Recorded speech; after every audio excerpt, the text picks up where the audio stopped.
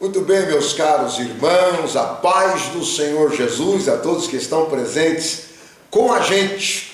Mais um momento da nossa aula, do nosso seminário de escatologia bíblica, aqui no Templo Central ADN, toda terça-feira, 20 horas, na rua Mário Concato 163, no Vitória Régia, próximo ao box atacadista. Você é o nosso convidado para estar com a gente toda terça-feira, 20 horas, tá bem? Eu sou o Bispo Eliezer Carvalho e você é o nosso convidado para estar com a gente aqui toda terça-feira. Nós estamos tratando sobre escatologia bíblica e você é o nosso convidado para estudar com a gente, tá bem? Nós já tratamos na aula passada, nós comentamos sobre a batalha do Armagedon propriamente dita e nós falamos a respeito das guerras que haverão, guerras anteriores à batalha do Armagedon e a guerra propriamente dita na batalha do Armagedon. Vamos dar prosseguimento então nesta aula. A volta visível de Jesus e essas nações que são rebeladas contra a nação de Israel. No momento da vinda visível de Jesus, cumprindo a palavra de Deus, todo olho verá, Jesus virá corporalmente, assim como para o céu ele subiu, e lá se encontra como homem perfeito. Atos capítulo 1, versículo 11, nós encontramos o anjo dizendo: varões galileus, por que estáis olhando para cima? Este Jesus, que de entre vós foi recebido no céu, do modo em que o viste subir, ele há de descer. Então, provando que Jesus subiu corporalmente, subiu com corpo, alma e espírito, está lá no céu corporalmente, e da mesma forma ele há de voltar, ele há de descer. Quando ele vier corporalmente, todo olho verá, todo olho há de ver, né? Nós já falamos que hoje nós temos uma alta tecnologia, inclusive a inteligência artificial, mas nós temos aí os satélites que transmitem imagens para o mundo inteiro a partir de um local e vai estar muito maior, com muito maior tecnologia na época, tá bem? Então, para cumprir com que todo olho verá, imaginemos que todo olho vai ver Jesus através da imagem, ou no smartphone, ou num tablet, ou no computador, não é? Ou alguma forma mais avançada para a época, tá bem? Como isso então acontecerá? Atualmente, nós temos então, através dos satélites, os programas de televisão internacionais, e isso será cada vez mais aperfeiçoado, conforme eu já disse. Deus dispõe de meios sumamente superiores a tudo que nós temos e ouvimos e imaginamos. O homem pode idealizar, mas a mente não consegue chegar lá, porque tudo que o olho não viu e o coração não sentiu é o que Deus projetou para os seus servos. O mesmo diz respeito aos corpos das duas testemunhas na praça de Jerusalém, em que todo o olho também verá. Então verá através de satélites que transmitirá aquela imagem para todo o mundo habitado da época. Quando chegar o momento do retorno visível de Jesus à terra, haverá convulsões em toda a terra, né? Convulsões de todo tipo de natureza. Lucas 21 e 25, ele informa essas convulsões. Terá chegado, então, a hora do colapso das nações amotinadas contra Deus e o seu povo. Nesse momento, a pedra cortada, sem o auxílio de mãos, lá a visão de Daniel, destruirá então os reinos do mundo, o poder gentílico mundial sob o governo do anticristo. Atualmente estamos vendo nações embriagadas com a sua influência política e o seu poder militar. Presenciamos suas proezas, demonstrações de forças bélicas, tendo Deus fora de seus programas de governo. Não o reconhecem como seu supremo Senhor. Isto vai aumentar cada vez mais. Caso as nações não se rendam ao Rei dos Reis e Senhor dos Senhores, logo terão que enfrentar o guerreiro muito mais forte do que todos eles juntos, a saber, o Messias de Israel. Jeremias capítulo 25, 15 a 33, Isaías 26, 21, informa esse momento crucial para a humanidade. A destruição do anticristo e do falso profeta. O anticristo não será o diabo. Nós já dissemos na semana passada, na aula passada, que o anticristo será um homem normal, nascido através de uma conjunção carnal entre homem e mulher.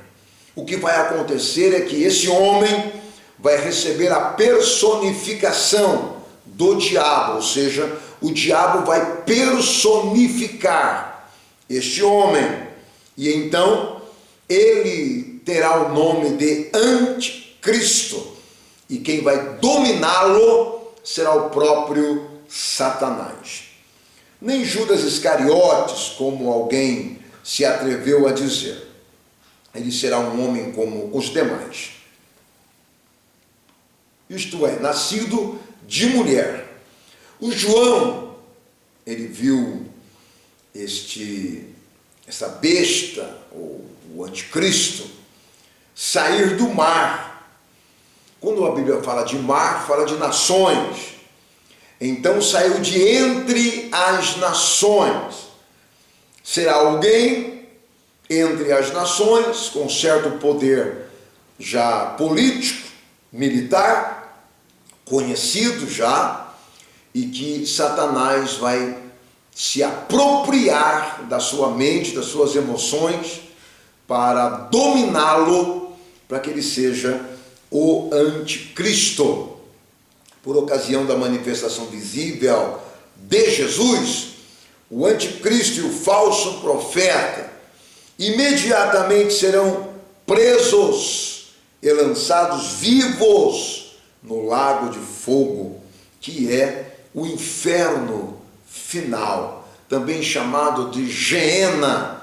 Existe o Seol, Tártaro e Geena. Geena é o compartimento mais abismático do inferno, é o lugar mais profundo do inferno, onde tem um lago de fogo e de enxofre.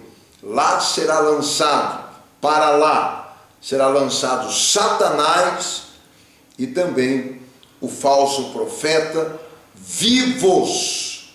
Ele não morrerá, eles serão lançados vivos, conforme Apocalipse 14, 19, é importante a gente ler. Vamos fazer a leitura? Apocalipse 14, 9 e o 10.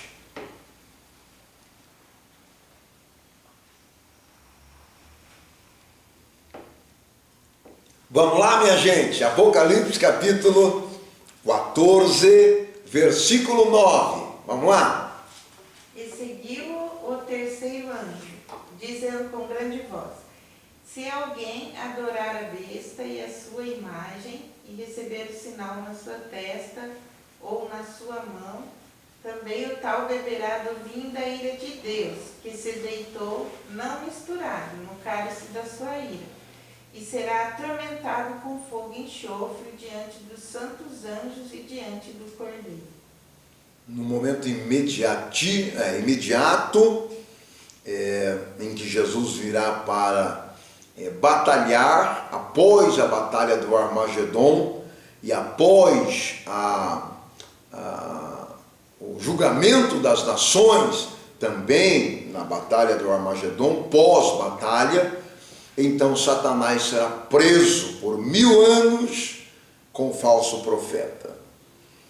Ainda, se você não fechou, corre lá para o versículo 19. Capítulo 14, versículo 19.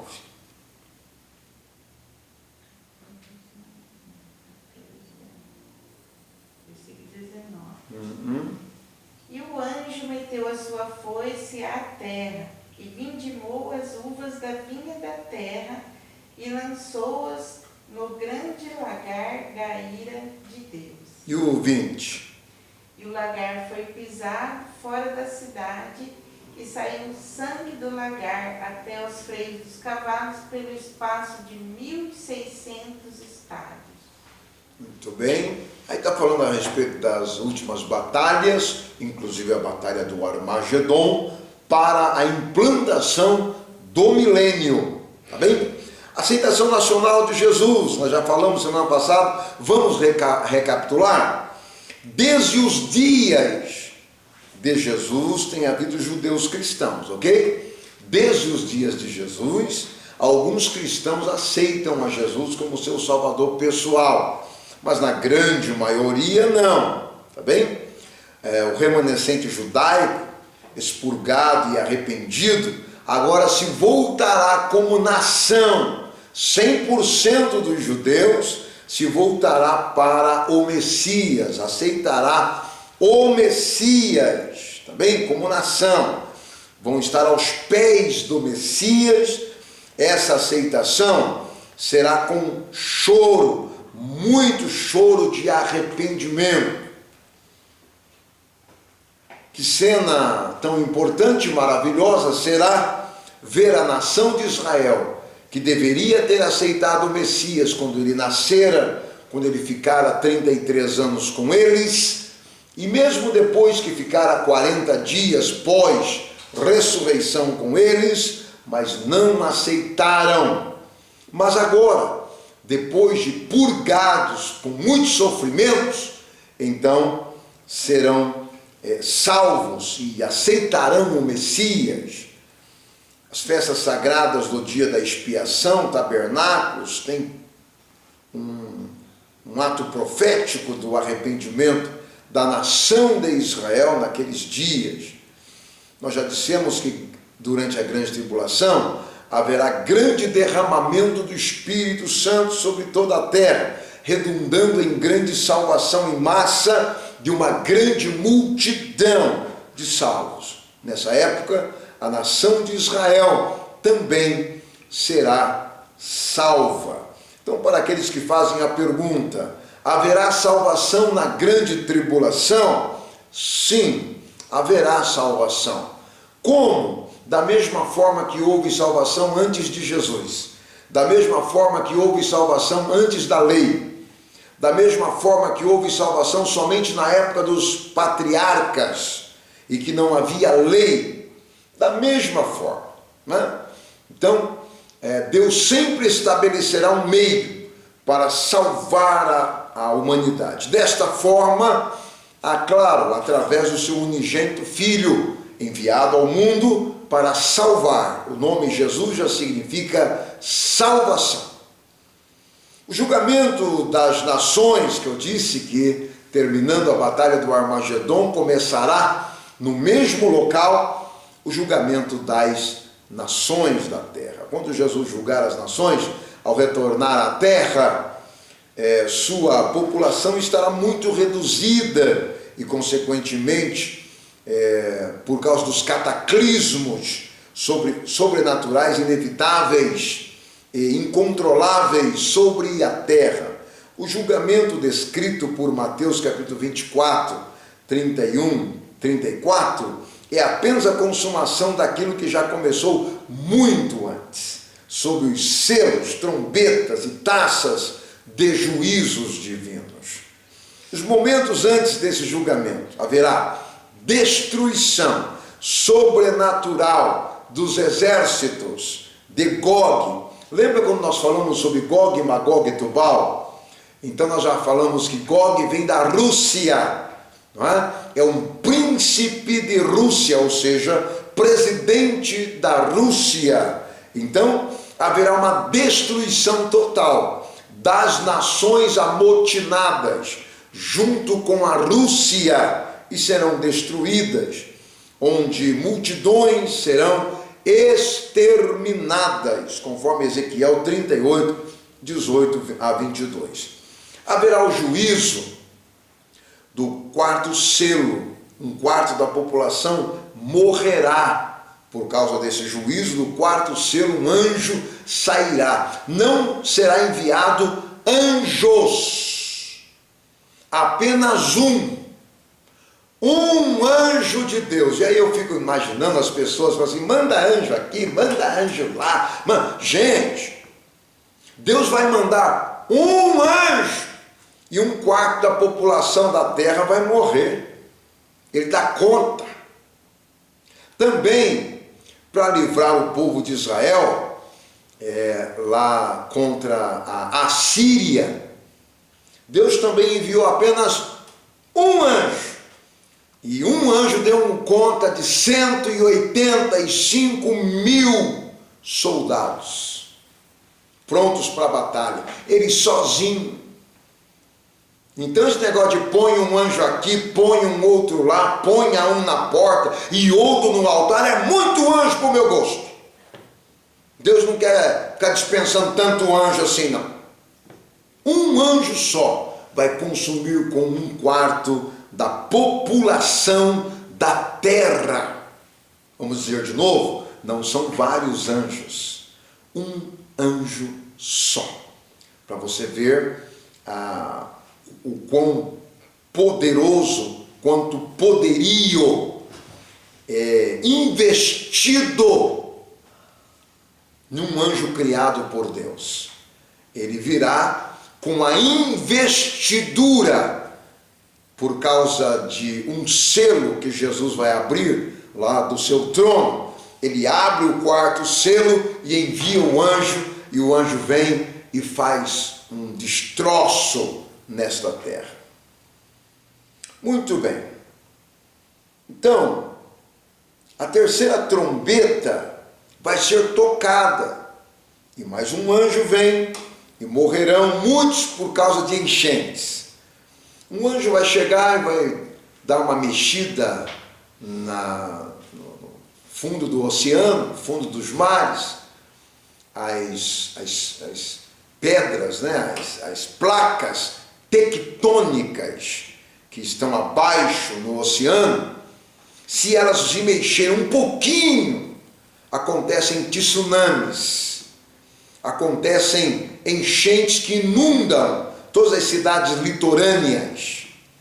O mundo já presenciou algumas vezes em que as placas tectônicas, elas se mexeram, mas assim, milésimos. Agora você imagina um anjo chegar e falar, eu vou tirar essa placa do lugar. O que vai acontecer, gente? Vai inundar. Onde tinha população, vai ser mar. Onde era deserto, vai inundar de água. Sim, fazendo parte do quê? Da terceira trombeta que vai se tocar, e morrerão com enchentes. Terá parte na primeira parte da grande tribulação esses acontecimentos, conforme Apocalipse capítulo 8 e versículo 11, que você pode ler, você que está me acompanhando aí no canal, tá bem? Juízo sobre a sexta trombeta, Apocalipse 9, 15, 18. Esse evento ocorrerá na primeira parte também da grande tribulação, e nessa época mais 1/3 da população da terra morrerá. Juízo sobre a sétima taça, Observe que estou mencionando aqui trombetas, taças, não é? Agora a sétima taça, Apocalipse 16 e 17. Esses eventos acontecerão na segunda parte da grande tribulação. Não se sabe quantos milhões de pessoas morrerão nesse maior terremoto da história.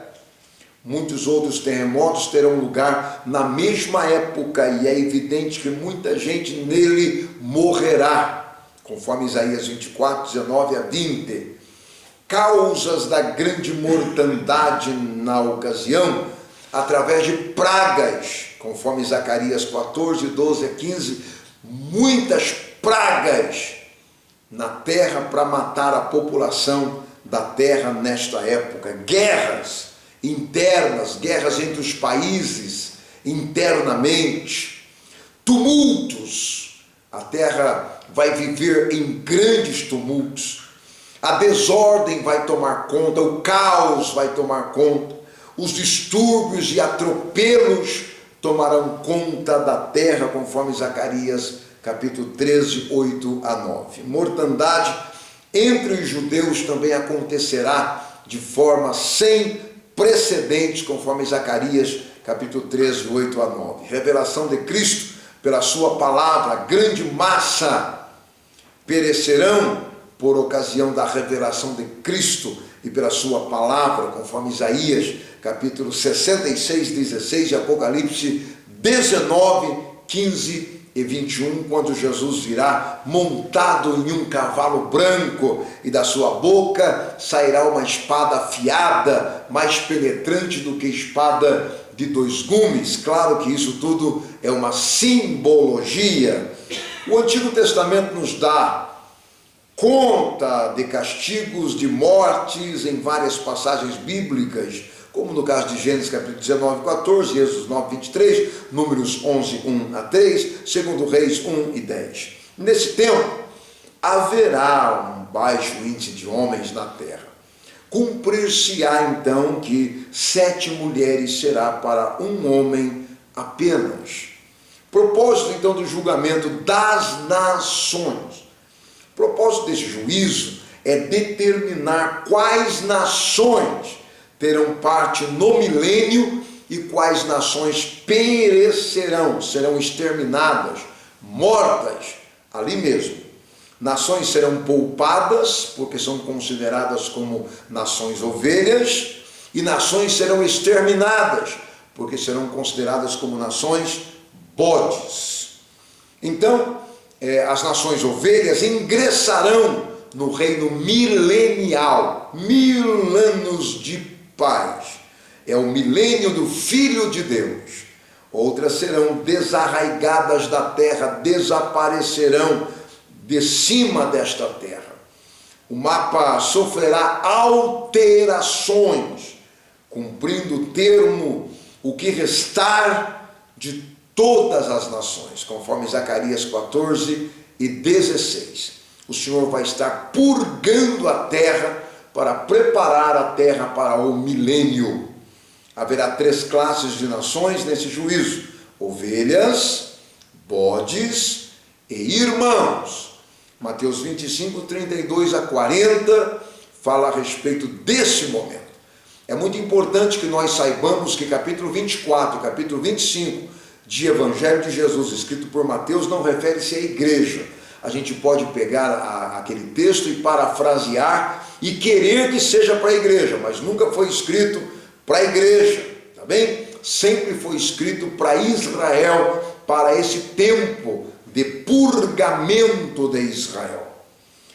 Somente nações bodes e ovelhas serão julgadas.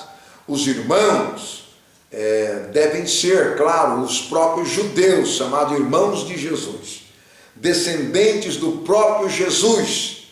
Nações ovelhas são os povos pacíficos que lutaram a favor de Israel, como por exemplo os Estados Unidos da América, que é só surgir alguma guerrazinha, a maior potência bélica do mundo vai lá para defender Israel.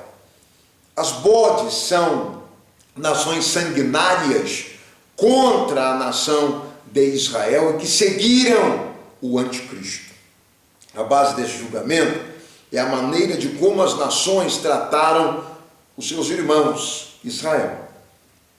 No seu pacto com Abraão, Deus disse que assim o faria. Os judeus, que muitos sofreram na grande tribulação, agora verão o sofrimento de seus opressores diante dos seus olhos. O julgamento da nação de Israel já foi realizado durante todo o processo da tribulação e da grande tribulação, não havendo mais necessidade de ser julgada. Tá bem? Onde acontecerá então o julgamento das nações? As nações serão levadas ao julgamento no vale de Josafá, conforme Joel 3, 2 e 12. Esse vale é até hoje desconhecido, nunca existiu propriamente dito. Certamente será formado pelo fenômeno sobrenatural escrito em Zacarias capítulo 14 e 4. No momento em que Jesus descer à terra, certamente nessa mesma ocasião será formado um vale chamado Vale de Sitim, ou conhecido como Vale de Josafá. Também é conhecido até hoje como fluindo da casa do Senhor, conforme Joel 3 e 18. Nesse mesmo local haverá de passar umas águas do rio, que do templo vai até a limiar do templo e passa pelo deserto e cai no Mar Morto, sarando as águas do Mar Morto. O papel dos anjos nesse julgamento das nações. Mateus descreve o papel dos anjos no julgamento das nações, conforme Mateus capítulo 13, 41. Os povos tipo bodes serão lançados vivos, eles não morrerão, serão lançados vivos no inferno. Não vão passar por morte, não. As nações serão lançadas vivas. E quando eu falo de nações, é toda pessoa que pertence àquela nação serão julgadas, lançados vivas, tá bem? Como ocorreu no Armagedon, a besta e os que a adoraram também serão lançadas no inferno. Mateus 25, 41, 46. Os povos, tipo ovelhas, ingressarão no milênio de Cristo sobre a terra. Mateus capítulo 25, 34. Israel será um povo missionário. Os povos inconversos, saídos do julgamento das nações, receberão a evangelização para adorarem a Deus através de Israel. Israel será responsável pela evangelização mundial, para que eles possam adentrar no milênio, conhecendo o Messias. Que Deus abençoe. Você ficou aqui com mais uma aula, uma introdução. Concluímos sobre julgamento, a grande tribulação. Falamos sobre também a batalha no Armagedon. Falamos sobre as trombetas, e também os selos que serão abertos. E também falamos sobre esse julgamento de nações. E falamos que as nações ímpias serão lançadas vivas no inferno. E falamos também que Satanás e o falso profeta, bem como, serão lançados vivos no inferno. E falamos também que a nação de Israel será responsável por evangelizar as nações ovelhas que ficaram. Vamos lembrar que eles ficaram porque defenderam Israel, não ficaram porque reconhecem Deus como seu Senhor. Mas Deus vai livrá-los e vai colocá-los no milênio. Então eles precisarão conhecer a Deus, quem vai ensinar sobre Deus a eles e sobre o Messias é a nação de Israel, porque agora eles reconheceram que Jesus é o Senhor, o Messias. Retornamos semana que vem, se Deus nos permitir, tá bem? A terça-feira do seminário de escatologia bíblica. Nós estamos na rua Mário Concato, 63, no Vitória Régia, próximo ao box atacadista. Você pode estar com a gente às 8 horas da noite aqui, entrada franca, não tem custo nenhum. Vem estar com a gente na aula presencial aqui, com transmissão para o nosso YouTube, tá bem? Deus abençoe, até a próxima terça-feira, se Deus permitir. Shalom Adonai.